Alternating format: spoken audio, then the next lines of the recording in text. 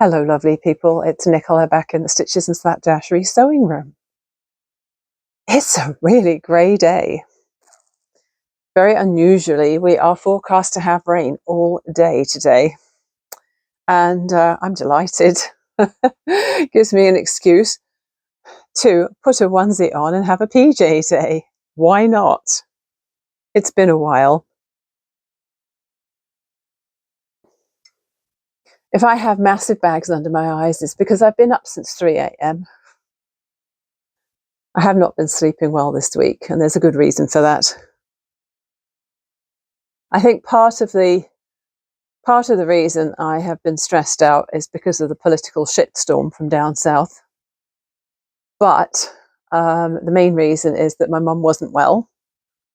I don't know if you've been with me since last year, because I did show a brief glimpse of my mum when I visited my family in Britain last October during Vlogtober.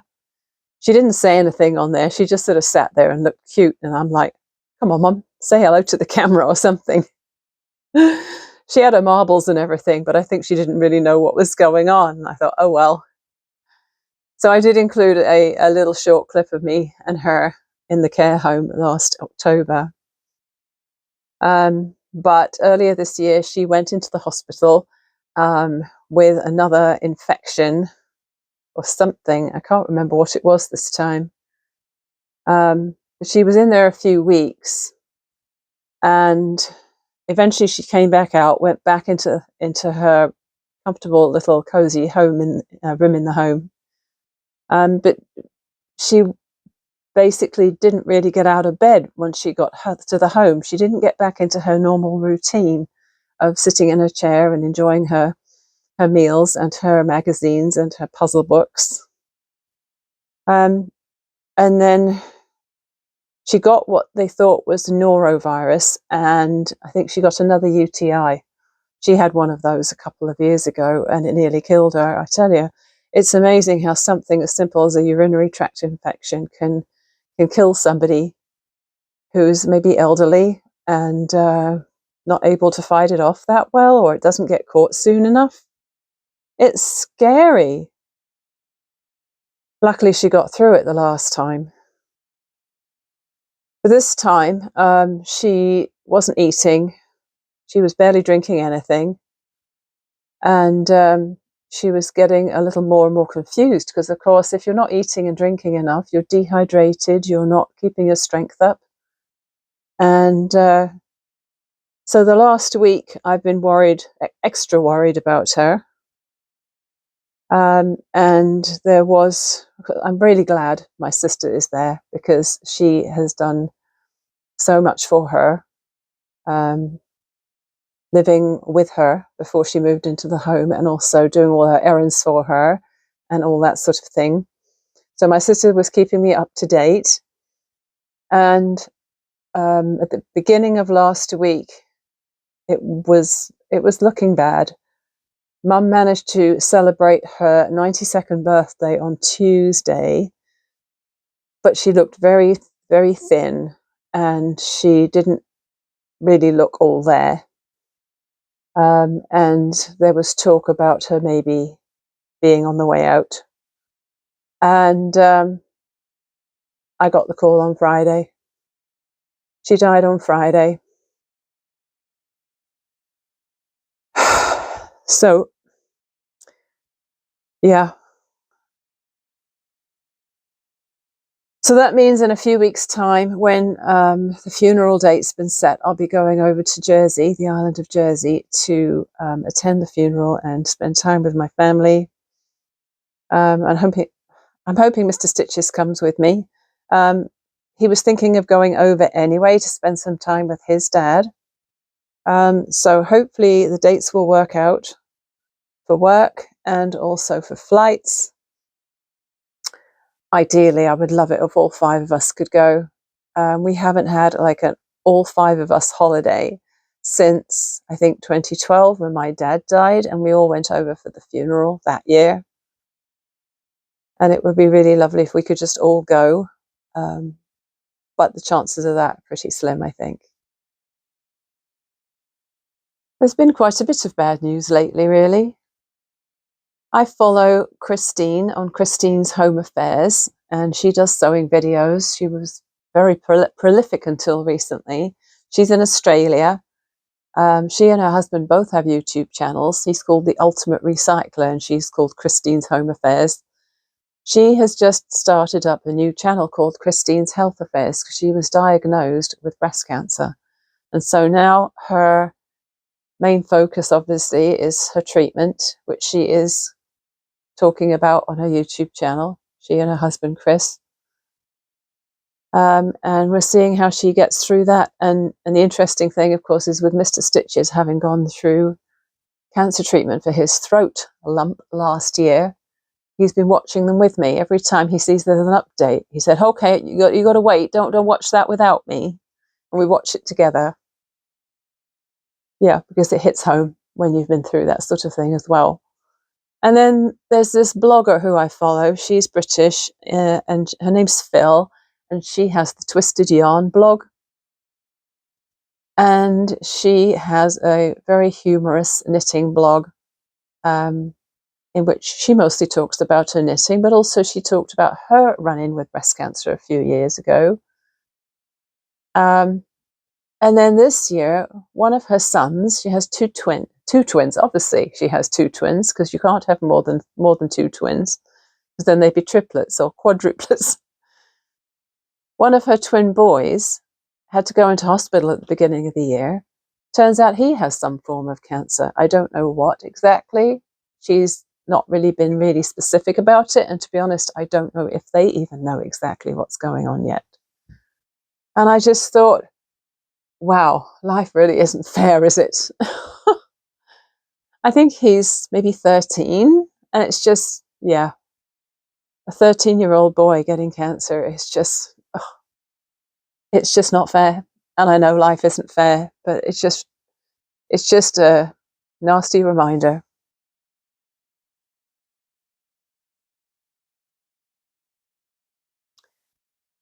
So if I tell you I haven't really been able to concentrate much on crafting this week, you'll understand why. When I'm stressed about things, I explain it like this. I'm like a computer that has too many tabs open running in the background, or a phone where you've left all these apps running in the background. And you can't really concentrate on one thing because you're feeling so subconsciously stressed and exhausted that you don't even really realize it until you pay attention to it. And so worrying about my mum and knowing that she was dying this week, it meant there were times when I'd be sitting on the couch thinking, I really should be doing something or making something or whatever, and I just couldn't bring myself to do it. I did manage a couple of things. So last vlog, you will have seen me playing around with disappearing 9-patch blocks. And it's funny how synchronicity works, isn't it? I had heard about disappearing 9-patch blocks randomly from somewhere. Maybe it was something YouTube suggested. I can't even remember now. And so I just thought these were such fun things. And so I made a couple of 9-patch blocks and then I cut them up and changed them around. Oh, I think it was Sewing with Sandy. Maybe it was her. Maybe it was hers, her video. And when you go looking for videos about disappearing 9-patch, there's hundreds of them. And the funny thing is that once I had played around with them last week, Karen of Just Get It Done Quilts then did a video about it too. And I thought, this is just so weird. It's like the universe is throwing this quilt block at me and saying, you have to make more. She had done a very detailed video about it with some math involved as well. Like if you wanted to end up with this certain size square, she told you what size block, like squares to start with or something. I don't know. But I left a comment on that and I said, what timing? I'm just getting into disappearing 9-patch. And I think they're really fun. So I'll just, in case you weren't here, we're getting into the crafting side of things now. We're getting away from the depressing stuff and into the more fun stuff. Oh, and I've just pulled a whole bunch of stuff on the floor. 1 second. So last week I made a 9 patch with, let me see if I can remember, 5-inch squares. I think what a lot of people do is they start with 5-inch squares because that's the size of the squares in a charm pack. That was something interesting that Karen said on Just Get It Done Quilts. She said that if you buy charm squares instead of cutting your own yardage, it's something like 50% more expensive. And I've known that for a long time. That's why I tend not to buy pre-cuts, because I find them not only a little bit limiting, but also a little bit expensive. Of course, my Kaffe fat quarters are the one exception to the rule. So I made this one last week, and you just make a 9 patch block and then you slash it across through the middle both ways, and then you turn 2 of the blocks around so that the small squares, or rather the middle block, becomes 4 small squares, and then you flip them around so that they end up 2 in the middle and 2 on the outside. Now, I was just using fabrics that I had cut from my scraps a long time ago. I have some little Ziploc bags full of squares that I have collected, and so these fabrics don't particularly go, but I still really liked how this worked out. And so then I tried the second one last week, where I did the initial cut vertically and horizontally. Let me just see if I can remember how I did it. I think I did the initial cut, and then I also cut the corners off and then moved them around. But yeah, so I cut this one twice and moved things around. The sky's the limit, really.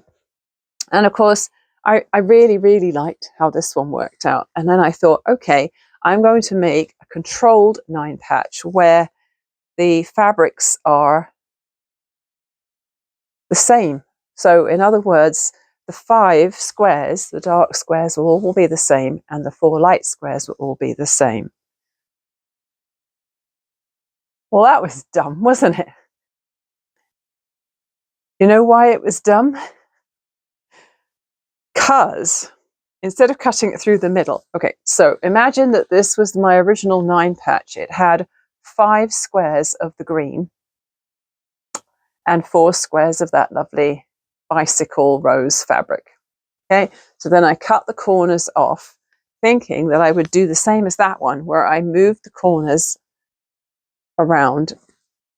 Well, all the corners were the same, weren't they? Talk about an idiot, honestly. So that didn't work. And then I thought, well, this could be a standalone block, a stander block, if you want to be, quick about it. A standalone block, a 9 patch with the corners cut off, and then I sewed the corners together to make a secondary block.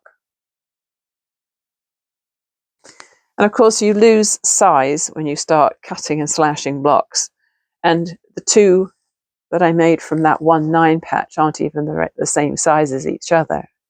If I was to put them side by side and sew them together, those diagonal lines won't match up at all. So I think what I'm going to do, because it's such a grey, rainy day today, and because I don't think I want to get out of my onesie today, I'm going to spend as much time as possible down here having some quality time with my sewing machine.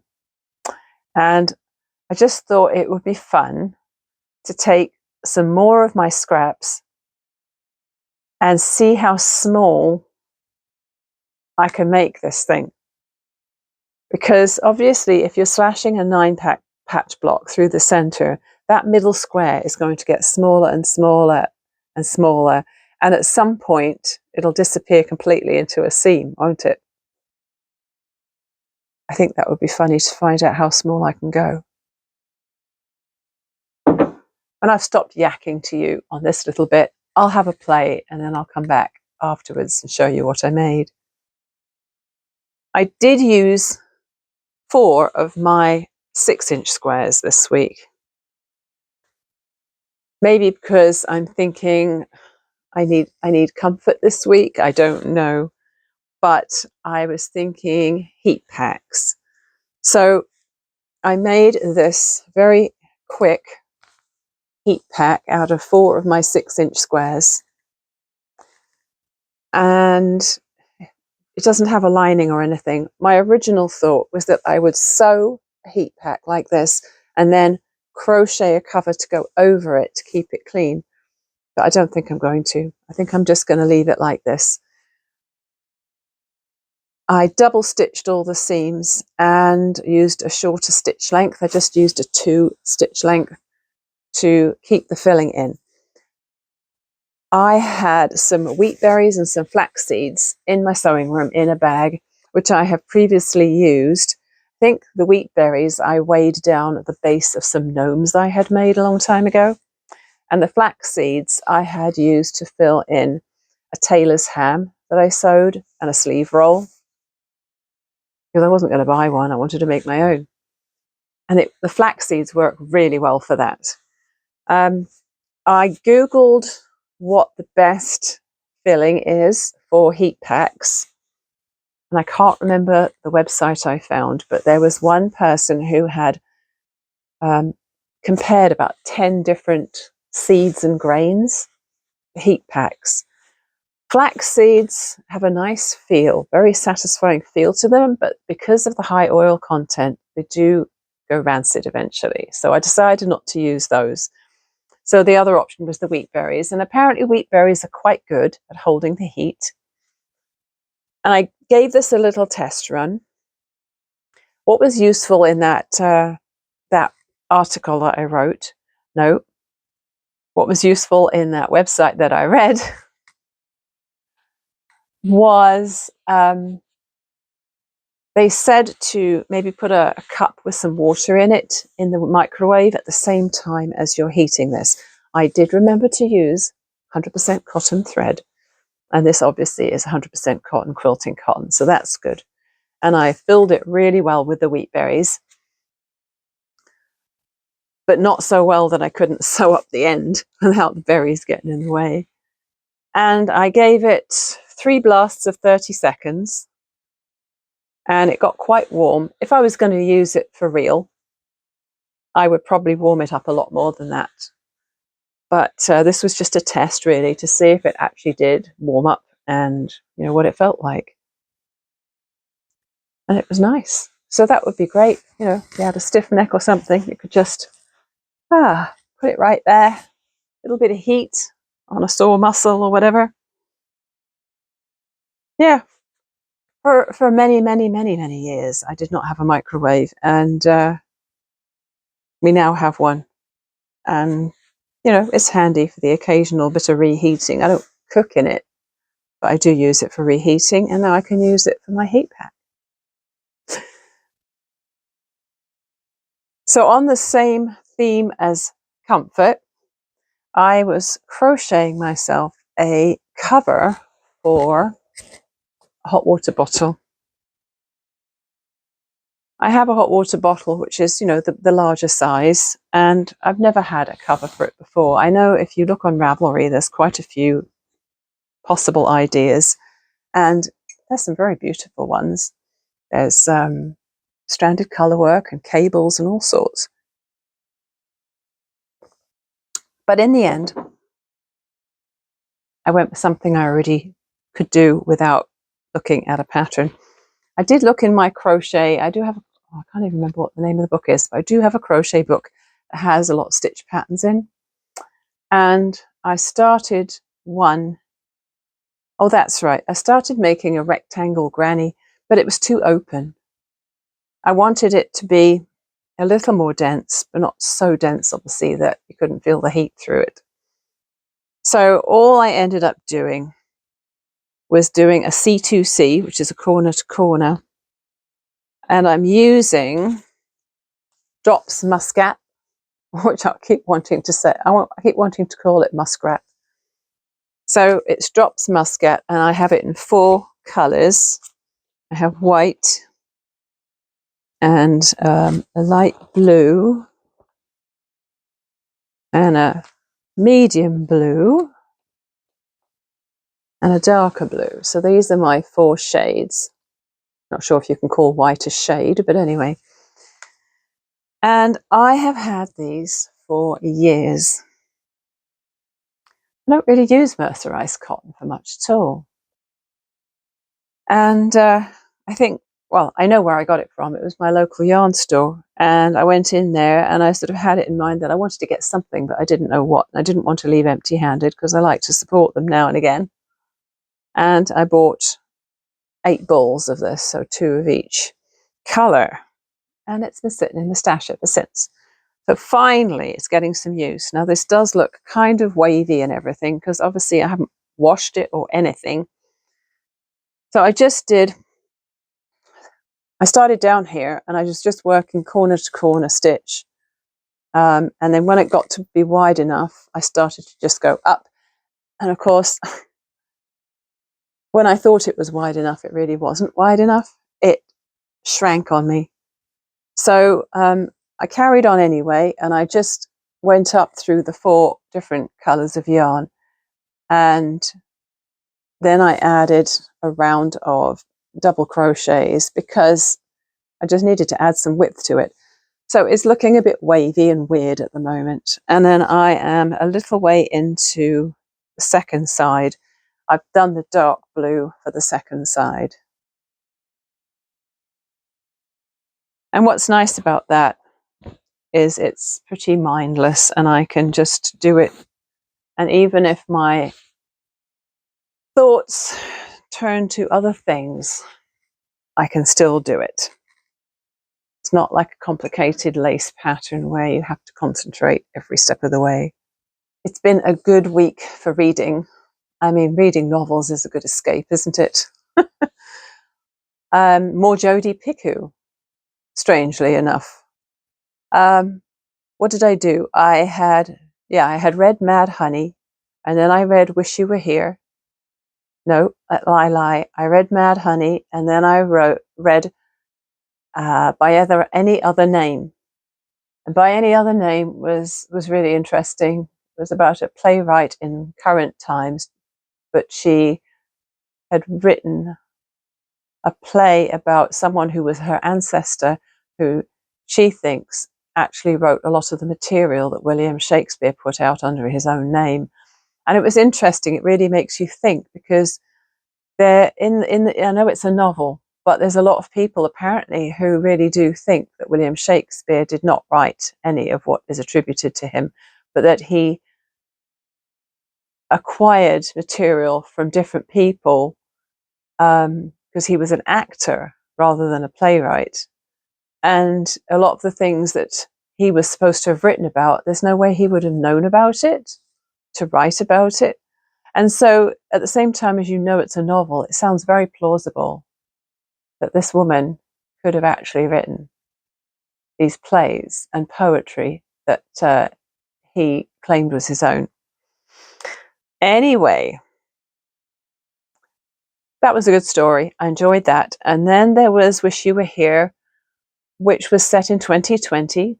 And as you know, we all enjoyed an interesting year as COVID took the world by storm. And right in springtime 2020, the book has this couple. He's a doctor. She works for Sotheby's in the art world, and they have a trip to the Galapagos Islands booked, and she thinks he's going to propose to her, and she's all excited about that. She has a very definite plan for her life. And then COVID means he cannot leave. He said, I have to stay here. Why don't you go without me? And then from then on, yeah, you'll have to read the book because it has a really interesting twist in it. Yeah,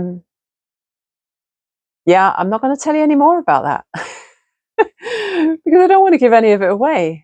But there's a really, really good twist in the tale. And yeah, that was a good read too. And right now I'm diving into another one of hers, and I think it's called A Spark of Life. Although I'll have to check that. I'll tell you about it next time I talk to you. And that one is there's a women's clinic, like a Planned Parenthood clinic, I suppose. And a gunman is in there holding the place hostage and holding these women hostage. So that's the one I'm in right now. So I'm not sure if you've noticed, but I popped a tutorial video up this weekend. It's for a little flag. It's not really a flag-shaped flag. You know, when you think of a flag, you think of just a flat two-dimensional rectangle thing, right? Well, this isn't quite that, but it's cuter and it's still very usable. I had in mind, a long time ago, I was designing something with the rainbow and with the extra, they call it the Progress Pride flag, because it has a triangle on the side of it with the colours for trans and Black and Indigenous people of colour. And so it has white, pink, blue, black, brown, brown, black triangle on top, like overlaid over the rainbow pride flag. And so a long time ago, I wanted to design a bag that had the rainbow, and then maybe the flap of the bag was the pink, blue, and brown and black section. I still might make that. I might do. But this is much smaller and much simpler. I had seen, where's the first one I made? I think this is the first one I made. It's very cute. I had seen something very similar to this on Ravelry when I was looking. In fact, I learned that there's actually a lot of different coloured pride flags depending on what your bag is. So this one I really like. It feels like it's very inclusive to all.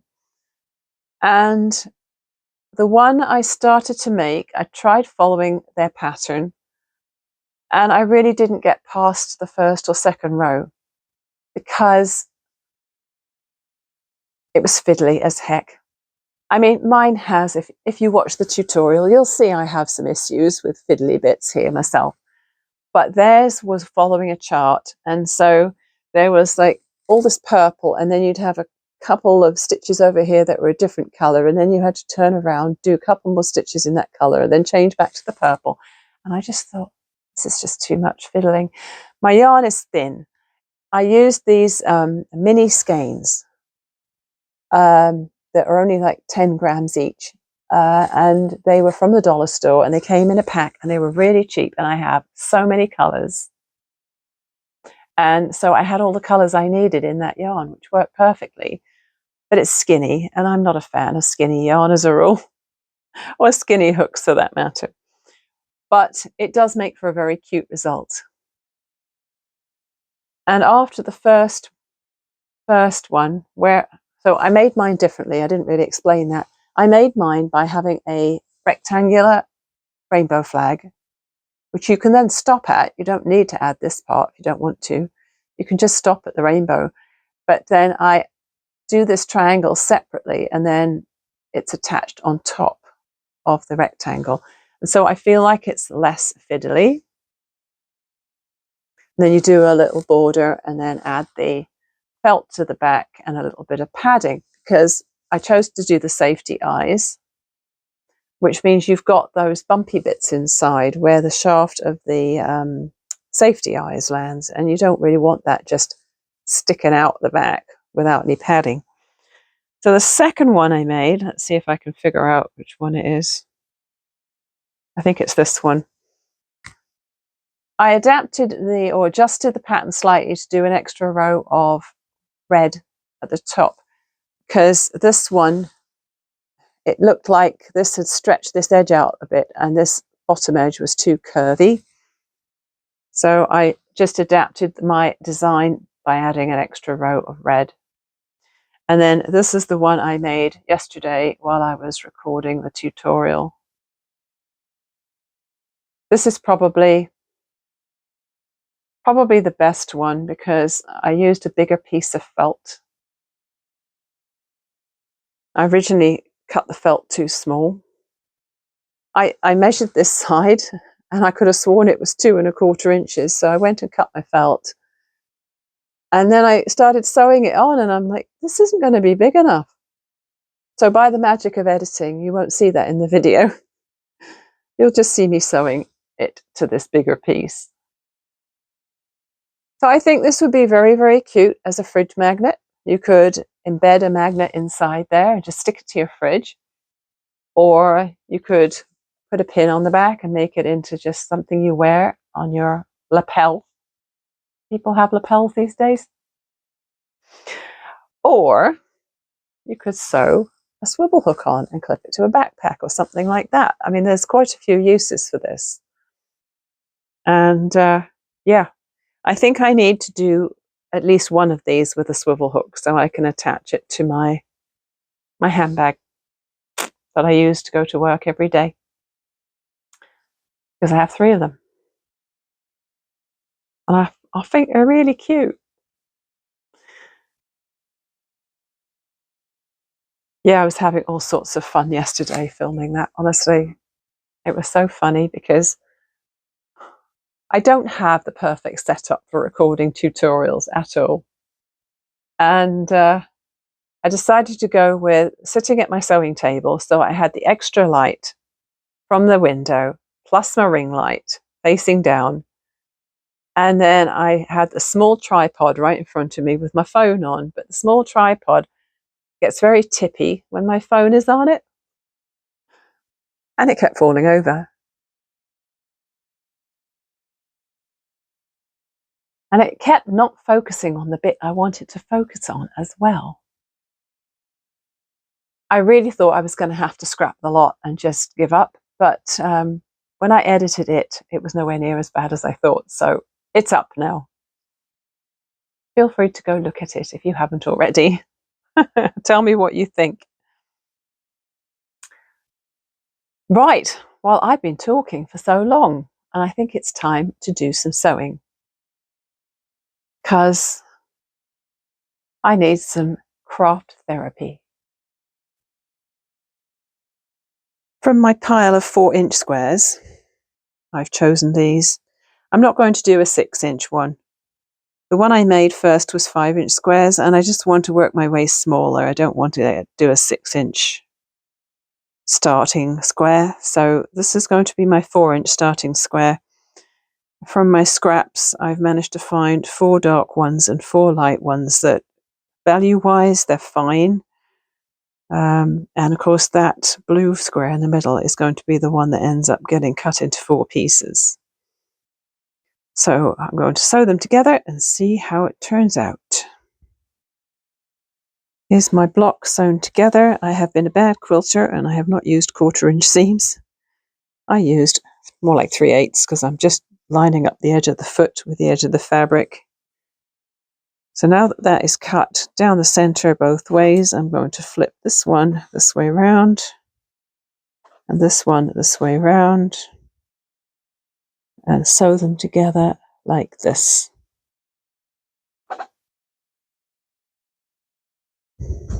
So cutting these, or using 4-inch squares to start with, 9 4-inch squares, and then making the 9 patch and then cutting not diagonally, vertically and horizontally and sewing back together again. I have ended up with a 10-inch unfinished block, which with my current seam allowances, if sewn into a quilt, would probably end up at about 9 1/4. I know the fabrics aren't that great together, but I'm making the best of my scrap bag here, just to play. So these squares here, so with a 4-inch square made into this block, and I'm sewing with a 3/8 of an inch seam allowance, that is 1 1/4 inch finished. That little square there. This is the square that I made with the 3-inch squares. It's come out at 7-inch unfinished, and the little tiny block here is 3/4 of an inch. Now if we take 1/4 of an inch off all around, it's going to be a 1/4 inch size square in the middle there. So I am going to do one with 2-inch squares just for fun, but I will do a 1/4 inch seam, not a 3/8, otherwise it'll completely disappear. This is a great way to use up scrap threads too. I'm finishing off some spools and bobbins. This is wonderful. This is the most adorable of the lot. Started with 2-inch squares, ended up with an unfinished block that's 4.5 inches. I used 1/4 inch seam allowances, and let's see what that little tiny square measures. 1/2 inch. So that itty bitty square there measures 1/2 inch now. But very cute. So isn't this little tiny one really adorable? I can't say I'd want to make a whole quilt out of squares that size though. Can you imagine? 2-inch squares that make 4-inch finished blocks. I suppose if you wanted to do a scrap quilt like that and just use up a lot of little things, but no, I don't know if I'd have the patience for that. The biggest size, on the other hand, I could definitely see myself making a quilt out of that. I mean, look how huge that one is. That's the one that started with the 5-inch squares. You put them together, you can see the difference.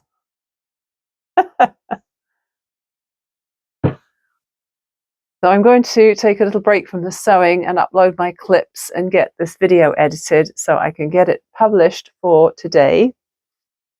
And anything else I play with today, you'll just have to wait and see next time.